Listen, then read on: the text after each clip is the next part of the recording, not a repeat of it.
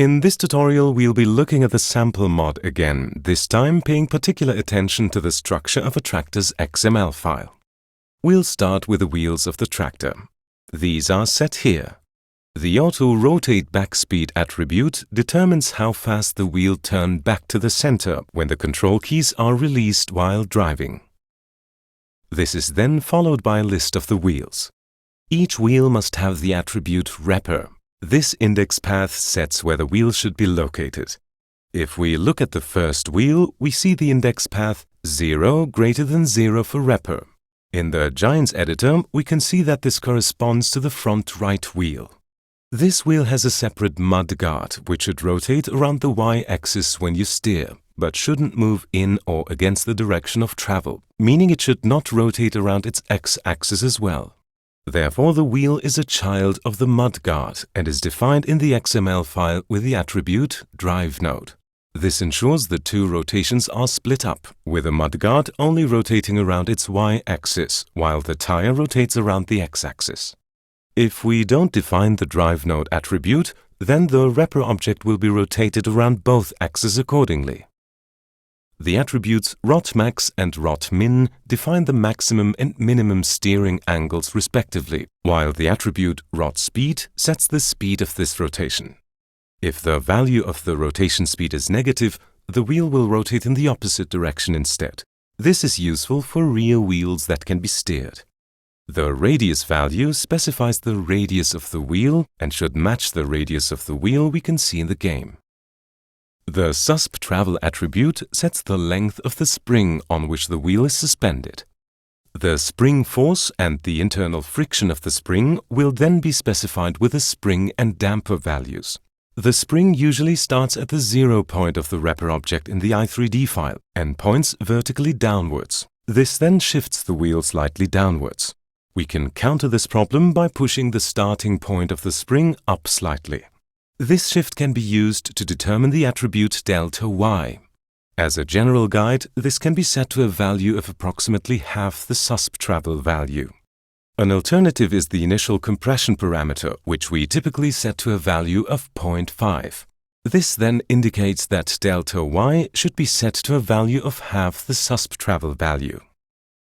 The values max long stiffness, max lat stiffness, and max lat stiffness load determine the characteristics of the frictional force acting on a particular wheel for the longitudinal and transverse directions separately.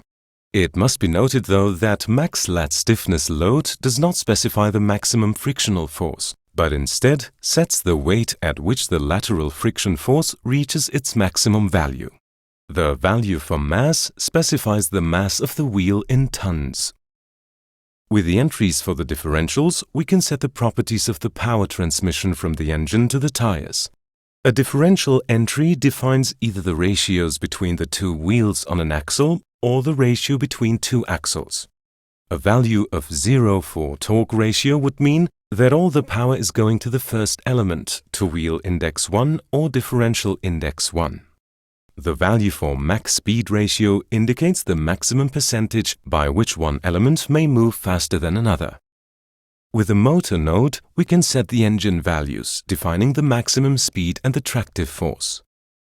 The values min forward gear ratio and max forward gear ratio determine the transmission from the engine to the wheels when in a forward gear. The respective values for min backward gear ratio and max backward gear ratio are set for the reverse gear. The smaller these values are, the faster the wheels will rotate to maintain a constant engine speed. Max forward gear ratio then corresponds to the first gear and min forward gear ratio to the highest gear. The max RPM attribute determines the maximum revolutions per minute of the engine. The min RPM attribute, however, determines the level of the idle mixture. Below these are the entries for defining the torque curve. These entries are normalized into one factor, which makes it easier to transfer the same behavior from one tractor to another. Then, to give the tractor more or less power, we use the torque scale entry. To easily adjust the values for the transmission, we can open the Vehicle Motor Calculator XLS file found in the SDK subfolder of the Farming Simulator installation directory. We then simply enter the desired data in the two left columns.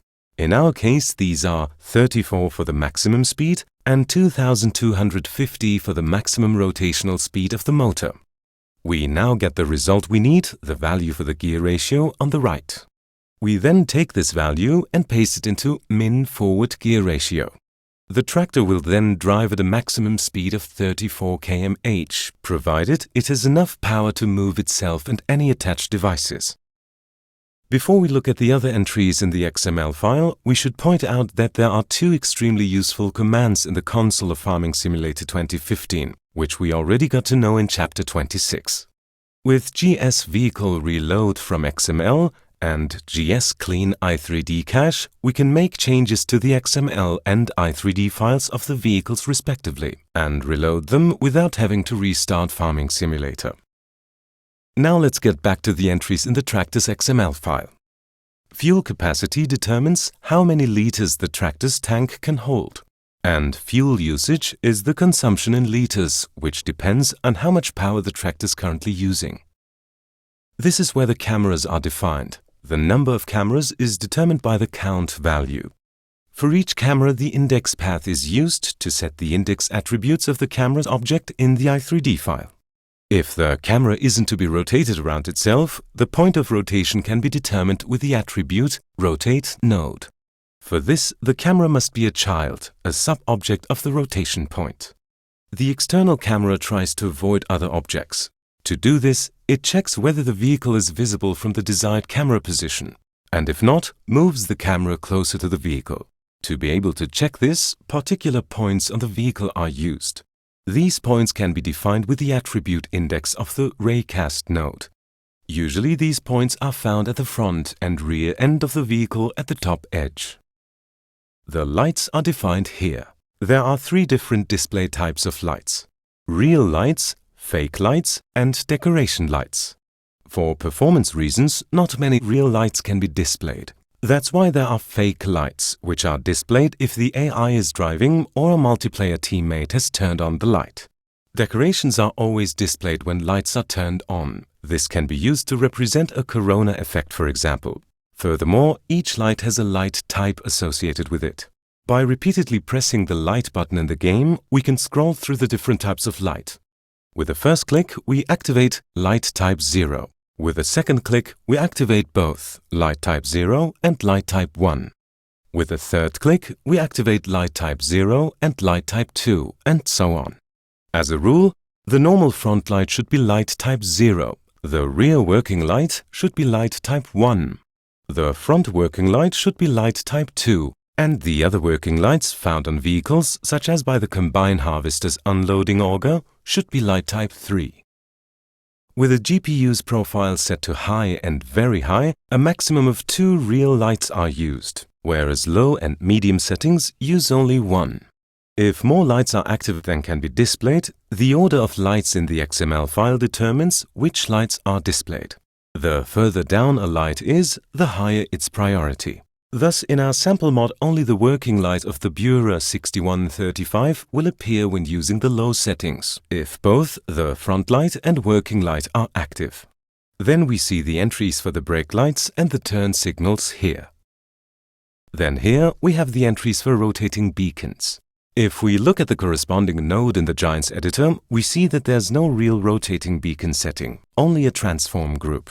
So we won't need to integrate our rotating beacon directly into the vehicle, and will instead use a transform group at the point at which you want a rotating beacon to appear later, entering the necessary information into the XML file. That is, as we've already shown, the index path to the transform group at which the rotating beacon is to be positioned, the speed at which to rotate the rotating beacon, as well as the path of the rotating beacon which is to be loaded. Altogether, a total of 5 different types are available. Here we can define the steering wheel.